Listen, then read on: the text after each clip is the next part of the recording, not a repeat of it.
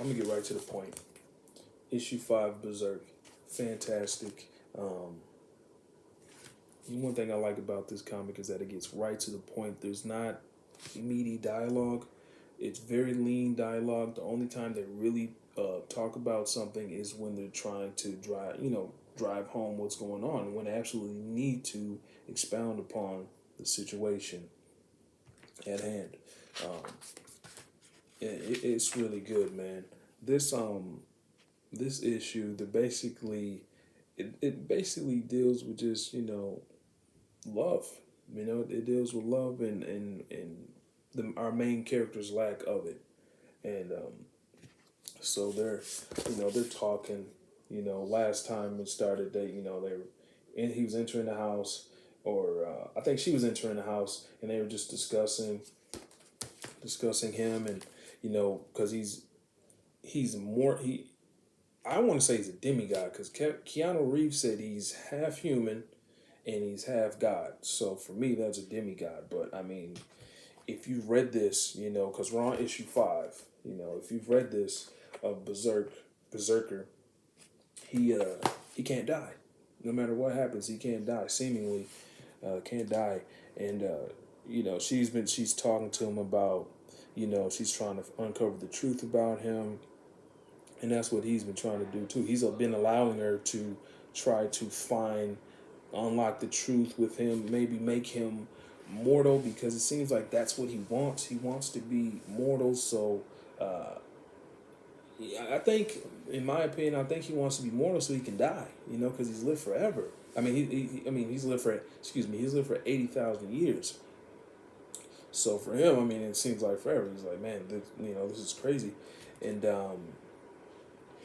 yeah, they're trying to find solutions to, kind of lift this burden from him. And then they're talking, and then she plays some music. She plays Etta James at last, and this basically evokes emotion from him. And he starts, music evokes emotions and memories, and so he starts to talk about the beat, the rhythm, the lyrics. He says it's the same song over and over again for thousands of years. Music is science. It triggers hormones, unlocks yearning. Every generation, he said every generation, every century has a different song, but it's always the same. Howling at the moon, the heavens, searching for connection. The sound may be different, but the urge is universal. From the earliest primal beats until today, the song meant to bring us together, a common purpose, a common desire. A million different songs, but always the same desire for it or the loss of it. So he's saying through the beginning of time, music has always connected us. Whether on when we're at our primitive stages to our technological advancements. All these things have music in common, and the common denominator is always love. All this it's just love, and she's like. Do you want to be, do you want to be able to die so you can love? And I thought that was really, I was like, wow, that's really powerful.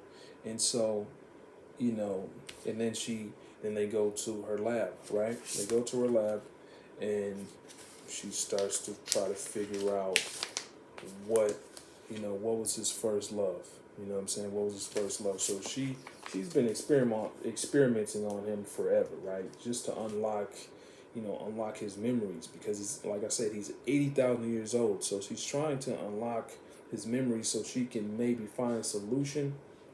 Although, in my opinion, I think she's kind of not on the level. I think she might be hiding an agenda here. I mean, after all, he is something that no scientist has ever seen before. He can't die. He's been around for 80,000 years, so I could see why it would spark a scientist's interest, and they would try to extract as much knowledge and information from this patient as possible. So I think, with that being said, she's not on the level, on the up and up, as far as being completely honest with him. And so she says, tell me about your first love, and You know, first off, she's telling him about this. She's telling him about this contraption that he's in, and she says, a new protocol. It stimulates your subtle energies, excites the ions at the cellular level. We think it will have an effect on your cognitive recall. She's like, relax, take a deep breath, let it out. Talk to me about so they do the little talk to me about, and then they say, and she hits him with a talk to me about love, right? So she's trying to unlock it, right? She's trying to unlock it in him, his first memories of love. And then he goes back he goes back 79,990 years ago.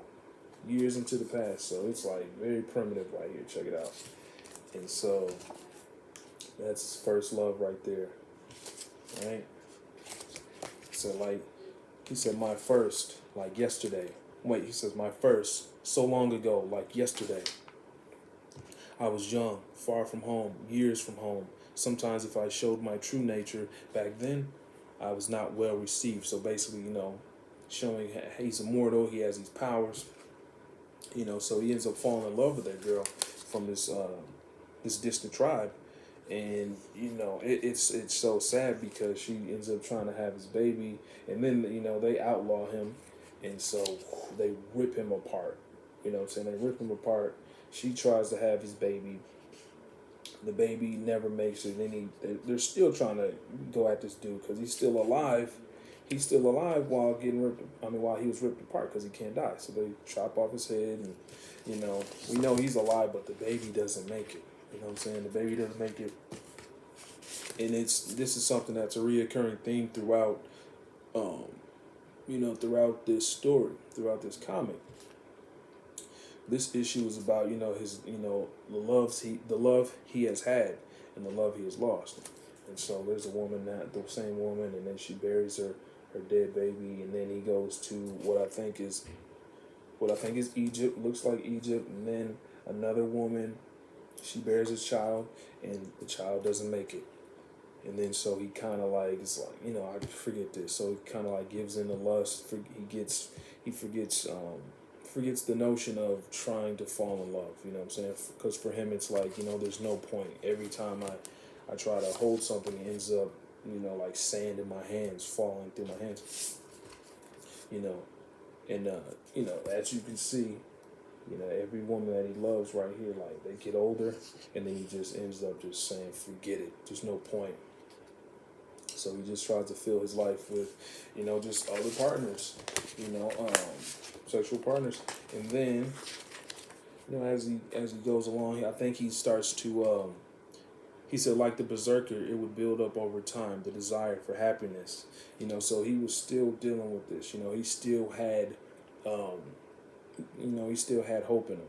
You know what I'm saying? To be like, let me try this again. Maybe, those were just, let me look at those as separate incidents where things didn't work out, and let's move forward. And so he tries. I think he's either in Greece or he's in Rome, and yeah.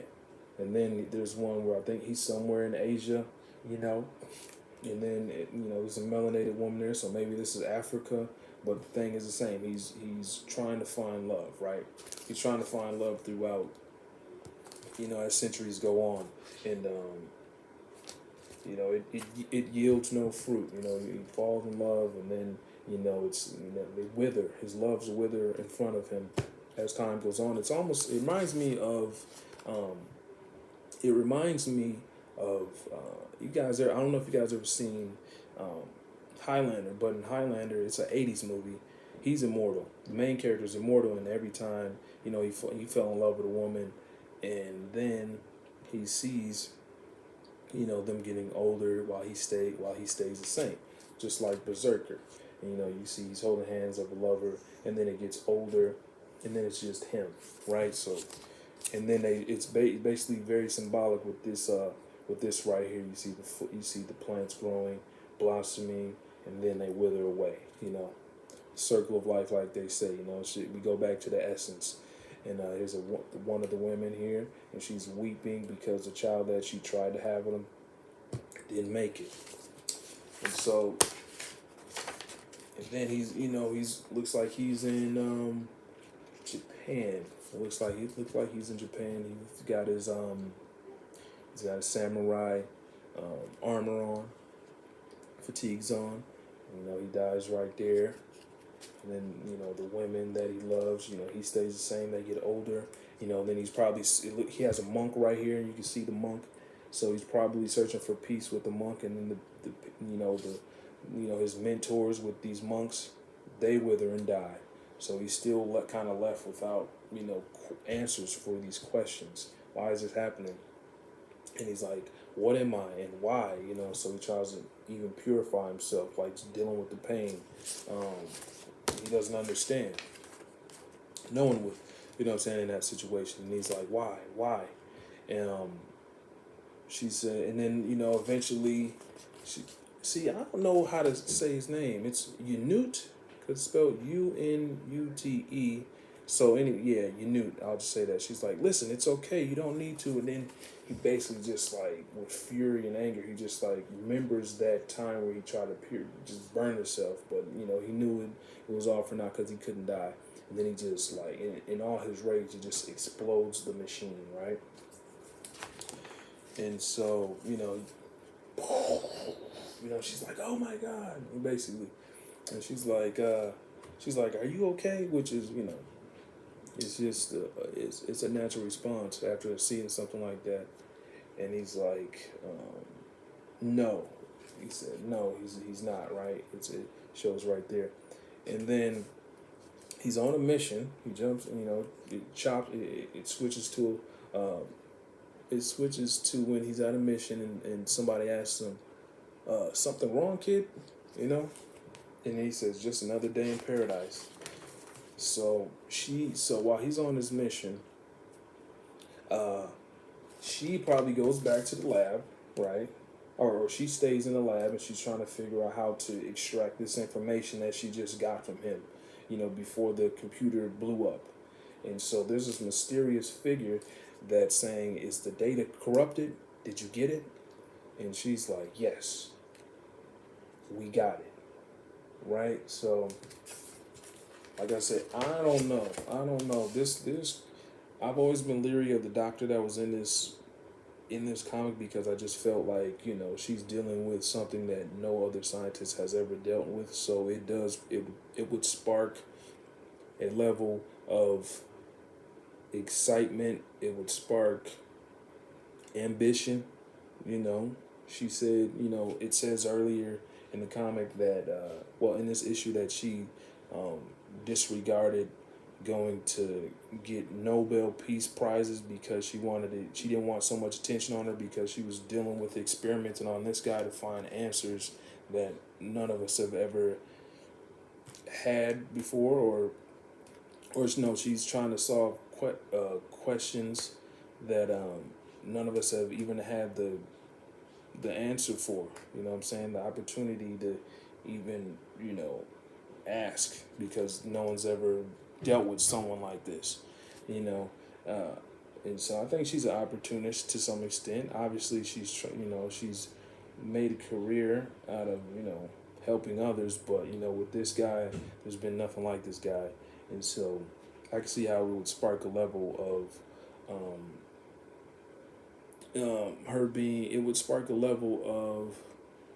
her being opportunist. It would spark that for her, just like it would spark for any scientist. And so, yeah, man, it's good. I give it an 8 out of 10. Like I said before, the dialogue, very lean.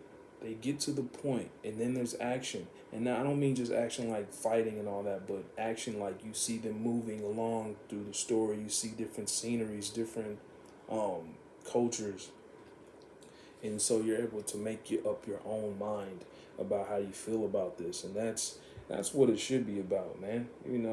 I always, for better or worse, I tend to think when there's too much dialogue, it's like, okay, you could have conveyed this message a little more sharply, a little more efficiently.